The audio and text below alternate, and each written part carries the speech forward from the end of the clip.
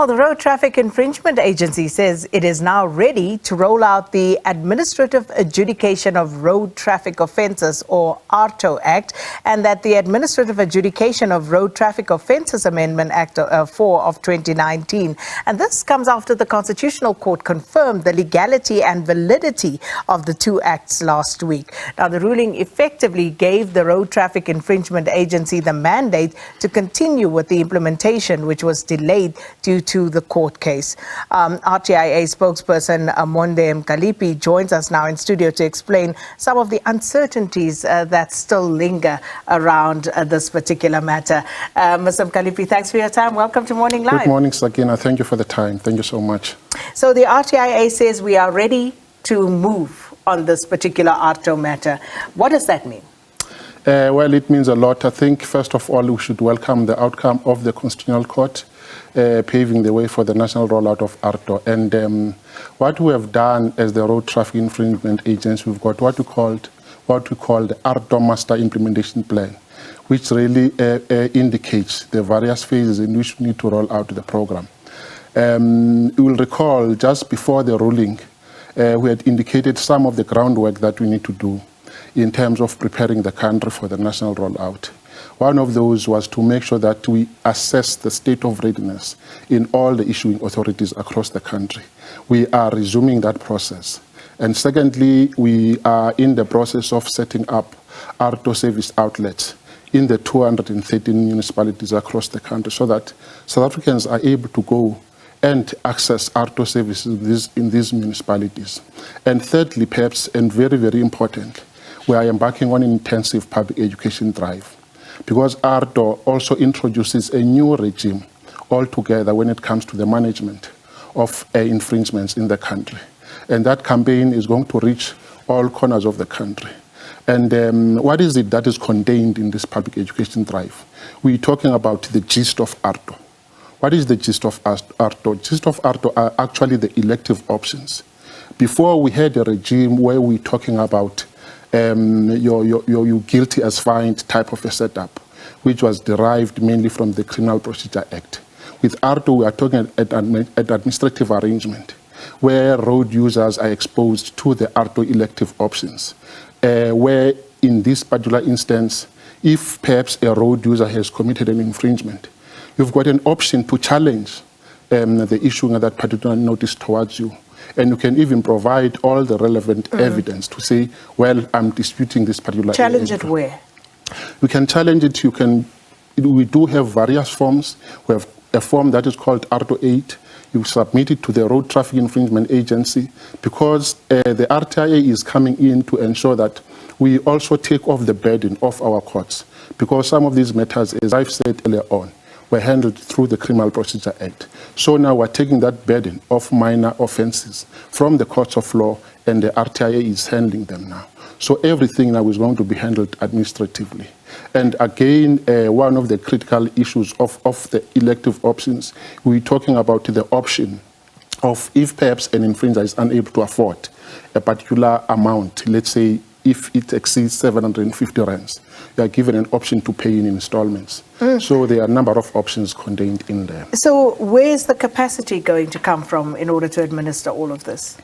Well, the stage that we're at now as the Road Traffic Infringement Agency, we are at a capacity building process. We're engaging with our stakeholders. There was a bit of an impasse caused by the High Court ruling. So what we are doing now, we are busy building the capacity. We are regrouping with our stakeholders. We're going to make sure that each and every traffic officer, there are more than 25,000 traffic officers that we have in the country. Our partner, the Road Traffic Management Corporation, are going to assist us with that exercise to make sure that each and every traffic officer in the country is exposed to AARTO. They know how it works, so that we don't find a situation where road users feel intimidated on the roadside. So there needs to be this new regime now of saying, well, road users have got rights and options.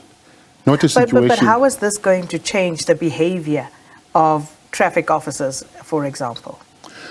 That's an important question because we've been asked on numerous occasions that perhaps there's an element of corruption that creeps in here and there. Well, AARTO is a very much of an automated system. in the sense that how we intend to roll it out. We hope to have gadgets on the roadside so that we have a situation where when an infringement is captured, that infringement is immediately loaded onto this particular gadget, and then it's sent directly into the National Contravention Register. Everything from there flows in automatically. So how is the road user then informed of that infringement? On the roadside, when the infringement is being loaded, the infringer also is given an opportunity to sign right on the spot that, well, he or she has committed in this infringement, and then it is being loaded, and now it is being sent to the National Contravention Register. Fair enough in that instance. What if, there's an instance whereby I am not pulled over, but there's an infringement that allegedly took place, or there's a camera yes, and someone has cloned my number plate? How am I going to be informed of that? Well, everything goes into the National Contravention Register. It feeds into your ID number, and then you are going to be alerted. How? From the side of RTIA, we have what are called courtesy letters, because these traffic... But how are those letters going to be delivered to road users? They get posted. We have but the post office is defunct. We've got an agreement with the post office. We are reviving some of the aspects of the partnership, and we'll be utilizing their services. Mr. Mkalipi, the post office has just been placed under business rescue. Well, we are aware about that. We are engaging with them. We are having regular meetings. They are updating us about the status. But in terms of the current legislation, there are three options in which the infringements can be served onto the infringers. The first one is the postal system. Two, they can also be served through personally, that is on the roadside. And the amended legislation is also coming up with an electronic service. So they are going to be sent to the road users through electronic means, through emails and other systems. So some of the new options you did not pilot, because you piloted this in Johannesburg and Pretoria, Tshwane, yes, and the city of Joburg. Yes. So how did that go? Well, when we started in the two jurisdictions, we've been able to learn quite a number of lessons in terms of the rollout. As you have rightly pointed out, the first aspect, which is the adjudication aspect, we have been able to make sure that we get all the necessary information so that we are able to roll it out nationally. When it comes to the points... It was a failure, Mr. Mkalipi. It was a big success. How was it a success? It was a success because it a success? In terms of the empirical evidence that we have on the ground, Sakina, it tells us in the two jurisdictions where AARTO was being implemented, that is Tshwane and Joburg, we have been able to get a lot of responses from road users themselves, taking advantage of the AARTO elective options. But what is a pilot project? When you pilot something, is it not meant to show you exactly how this thing is meant to work in practice and where the weaknesses are? It has done exactly that. Because how many people did you actually apply demerits to based on the 10 odd years of piloting in these two cities? Well, in terms of the pilot, Sakina, we're focused mainly on the first aspect of AARTO, which is mainly the adjudication aspect. The points demerit system, even in the current plan that we have, we are planning to roll out in the 67 municipalities. We proceed to the another 144. In terms of the plan of the rollout of AARTO, the points demerit system is intended to kick in quite late, because now the projection, we're looking at 12 months to 18 months.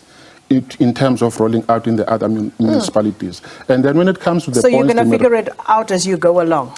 We have done quite some studies. This system has been implemented in a number of countries, and we've been able to... But not in this country with its unique challenges. Not in South Africa as yet, but we have been able to create quite very good groundwork in terms of preparing for ourselves for the rollout of AARTO. All that we can indicate for now is that the first critical aspect, which is the adjudication aspect, that has been successful in the two jurisdictions. But in terms of the points demerit system itself... Adjudication, successful how, Mr. Mkalipi? It's because I believe we're out of time, but just very briefly. Because in terms of the responses in our offices, even in the AARTO service outlets, we are receiving quite a high number of road users taking advantage of the elective options that I've mentioned now. We're talking about the 50% discount, representation, nomination of a driver, as well as the payment installments. Unfortunately, we ran out of time, for reasons beyond our control this morning, but we'll invite you back, Mr. Mkalipi, to talk more about this. RTIA Spokesperson Monde Mkalipi speaking to us here in studio. The Road Traffic Infringement Agency is now ready, they say, to roll out the Administrative Adjudication of Road Traffic Offences Act. That's the AARTO Act.